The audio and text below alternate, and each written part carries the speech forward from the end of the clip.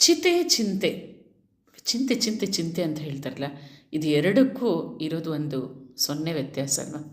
ಚಿತಾ ಚಿಂತಾ ಸಮಾಯುಕ್ತ ಬಿಂದು ಮಾತ್ರ ವಿಶೇಷತಃ ಚಿತಾ ದಹತಿ ನಿರ್ಜೀವಂ ಚಿಂತಾ ದಹತಿ ಜೀವಿತಂ ಅಂತ. ಚಿತೆ ಹೆಣವನ್ನು ಸುಡುತ್ತೆ, ಸತ್ತ ನಮ್ಮ ದೇಹವನ್ನು. ಚಿಂತೆ ಆದರೆ ಬದುಕಿರುವಾಗಲೇ ನಮ್ಮನ್ನು ಸುಟ್ಟು ಬಿಡುತ್ತಲ್ವ. ಆದರೆ ಇದೆರಡಕ್ಕೂ ನಡುವೆ ನೋಡಿ ಇರೋದೊಂದು ಸೊನ್ನೆ ಅಷ್ಟೇ ವ್ಯತ್ಯಾಸ.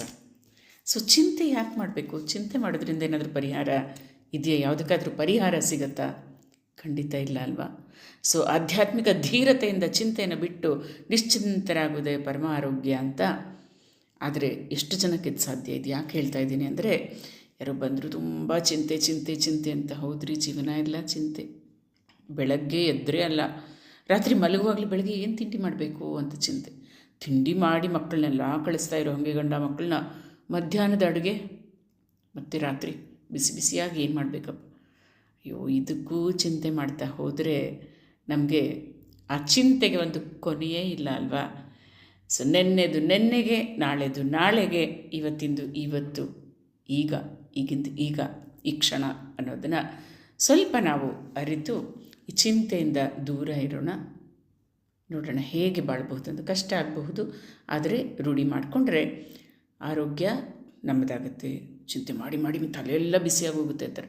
ಹೌದದು, ದೇಹನೇ ಬಿಸಿ ಮಾಡಿಬಿಟ್ಟು ನಮ್ಮನ್ನೇ ಸುಟ್ಬಿಡುತ್ತಲ್ವ. ಇಷ್ಟೊತ್ತು ಚಿತೆಗೆ ಸಮಾನ, ಅದು ಸುಡುತ್ತೆ ಅಂತ ಹೇಳಿದ್ವಲ್ಲ, ಅಂದರೆ ಆರೋಗ್ಯವನ್ನು ಕ್ಷೀಣಿಸುತ್ತೆ ಅಂತ ಪದೇ ಪದೇ ಹಿರಿಯರು ಹೇಳೋದನ್ನು ಕೇಳಿದ್ದೀವಿ. ಈಗ ಅದನ್ನೇ ನಾವು ಹೇಳಿದ್ದೀವಿ.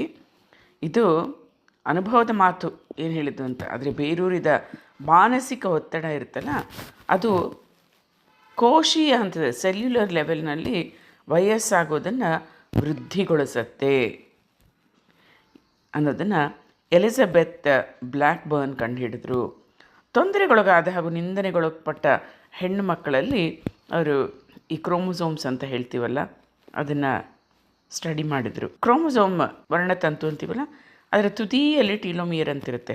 ಅವು ಚಿಕ್ಕದಾಗೋದನ್ನು ಅವರು ತೋರಿಸಿದ್ರು. ಮತ್ತು ಯಾರು ಮಾನಸಿಕ ಒತ್ತಡ ಇಲ್ಲದೆ ಆರಾಮಾಗಿರ್ತಾರಲ್ಲ, ಅವ್ರದ್ರಲ್ಲಿ ಅದು ಸರಿಯಾಗಿರುತ್ತೆ.